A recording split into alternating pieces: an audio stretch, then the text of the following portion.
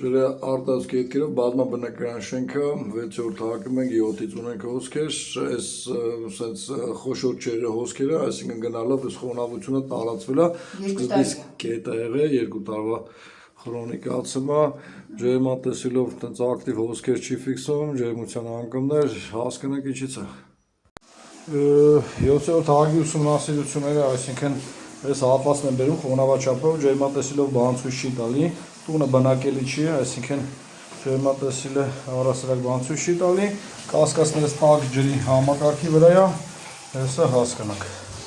Այսինքն տաք ջրից արտահոսք, կարծում եմ, որովհետև խոհանոցից դեպի բաղանիք այս հատվածով միայն տաք ջրի սնուցող խողովակը կարող լինի, մեկ էլ կարող բակից սնուցող գիծը լինի դեպի խոհանոց, երկուսները կստուգենք։ Տաք ջրի թեզը բացառեցինք, որտեղ տաք ջուրը խոհանոցից առաստաղով է գալի այսպես իջնում ներքև, անցնենք առաջ։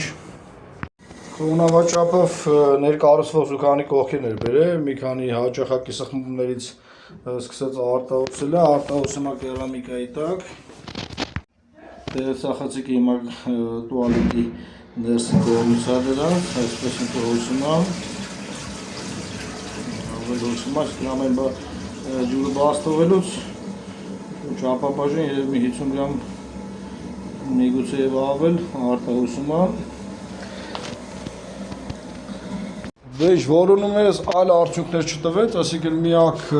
արտահոսող արդյունքը այս մեր կերամիկական թասներ, թասից էր արտահոսում, պանելով հավանաբար բերում է ու այս հատվածից իջացնում արդեն հարևանի տուն։